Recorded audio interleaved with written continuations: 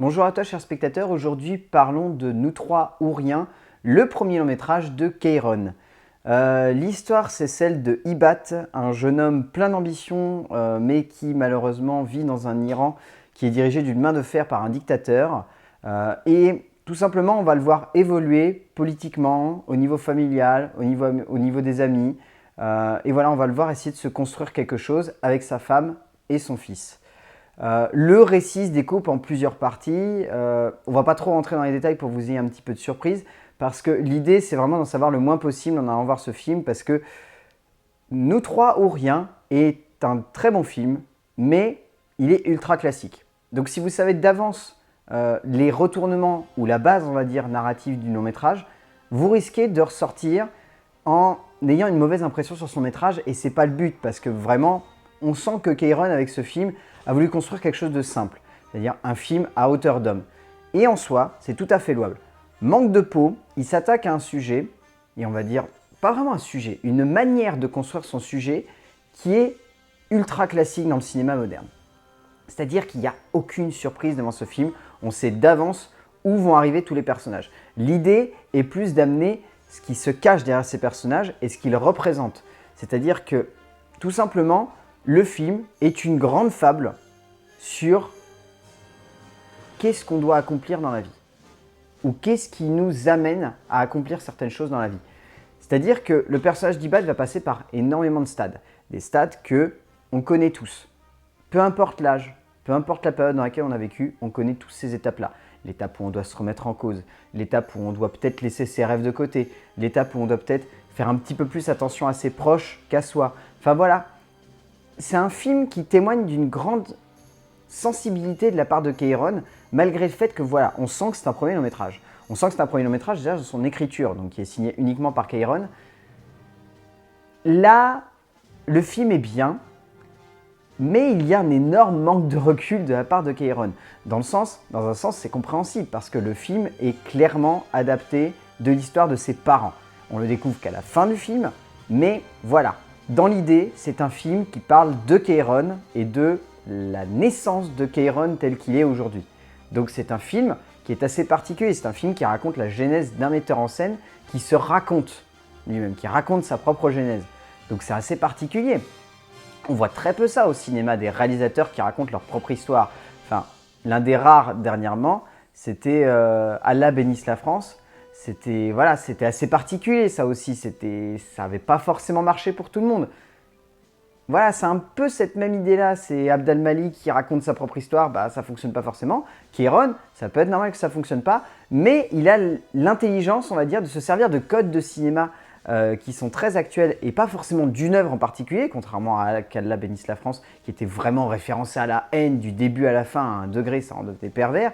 Là, au moins, l'avantage, c'est qu'il se référence à une structure narrative qui est connue de tous. Donc, c'est-à-dire, c'est des codes qu'il applique. C'est des codes et une manière de concevoir un film qu'il applique à une histoire. Et donc, forcément, en tant que spectateur, on est un peu mis à l'écart de cela. Et donc, résultat, on arrive un petit peu plus à s'identifier, même si on sait d'avance comment va se dérouler la narration du film.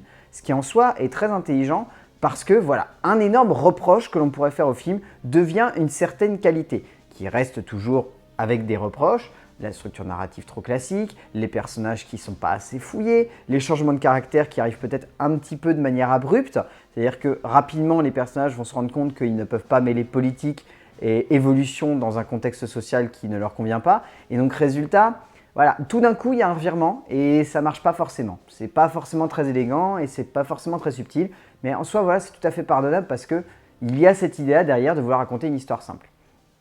Au niveau de la mise en scène, donc Keiron, on sent voilà, que c'est son premier long. C'est-à-dire que dans la première partie du film, il y a plein d'idées.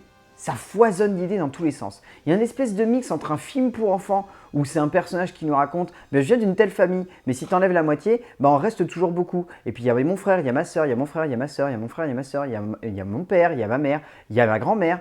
Il nous montre son pays où là on voit une carte avec un petit panneau. Et puis plein de petits trucs rigolos comme ça. C'est très inventif. Et on ne le retrouve pas pendant une bonne partie du film, ça. Parce que Keiron veut également donner un ton très politique et surtout très dramatique à cette comédie. C'est-à-dire que sur le papier, c'est une comédie, mais il y a énormément de politique, il y a énormément de poésie, il y a énormément d'humanisme qui se dégage de ce film, et donc résultat, ça a tendance à nous perdre un petit peu, mais pas forcément d'un point de vue négatif, c'est assez positif justement, on est perdu, mais on est perdu de manière, ouais voilà, on reste quand même souriant, on trouve que cette manière de nous perdre, c'est une manière intéressante qui permet d'amener des thématiques qu'on n'a pas l'habitude de voir dans ce genre de comédie. Pour autant, le ton central du film reste la comédie, et c'est évident. L'énorme défaut qu'a Keiron au niveau de sa mise en scène, c'est de faire trop de séquences clips. C'est-à-dire qu'il va mettre en scène une situation, et il ne va pas y avoir de dialogue, où on ne va pas avoir de son d'ambiance. L'idée, c'est uniquement d'avoir une musique en fond et voir les personnages évoluer et agir dans une situation. Une des séquences les plus impressionnantes, c'est celle où on voit une bande de flics débarquer, où on voit le personnage d'Ibat avec des collègues en train de bosser, et on voit sa femme de l'autre côté en train de se préparer à coucher.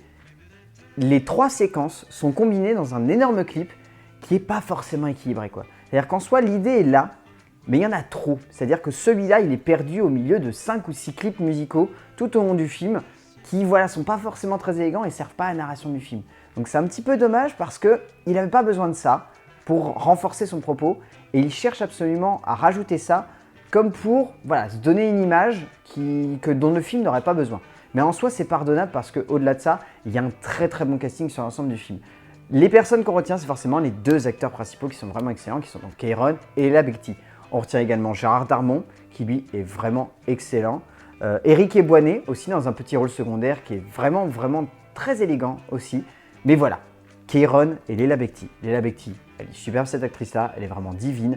Tout le long du film, elle est délicate, elle est sensible, elle est superbe, quoi, vraiment. Elle est superbe tout au long du film et elle marque vraiment totalement. Et Keiron, lui, Keiron, est-ce qu'il y avait encore besoin de prouver qu'il était un excellent acteur après la série Bref? Pas vraiment, mais là il le prouve encore une fois, il est vraiment très très bon, il dispose d'une grande sensibilité d'acteur qui se ressent à chacune des scènes dramatiques. Voilà, il y a beaucoup de douceur qui se dégage de son interprétation du personnage central de Ibat. Voilà, et en plus il réinterprète son père, donc c'est assez compliqué comme complexe. Freud se marrait à essayer d'analyser ce genre de truc, mais voilà, ça marche vraiment bien. Donc voilà, Nous 3 ou rien, c'est un très joli drame comique avec beaucoup de sensibilité et beaucoup de générosité. Keiron arrive à raconter une histoire à laquelle il est très lié, trop lié certainement, mais ça fonctionne malgré son côté très classique et très facile au niveau de la narration. Il y a des idées de mise en scène qui ne sont pas forcément tout le temps exploitées. Voilà, c'est un premier long en fait. Donc résultat, laissez-vous charmer par Nous 3 ou rien de Keiron. Ça a des très bons acteurs en tête en plus et c'est une histoire qui est très jolie. Donc voilà, laissez-vous tenter tout simplement. A plus!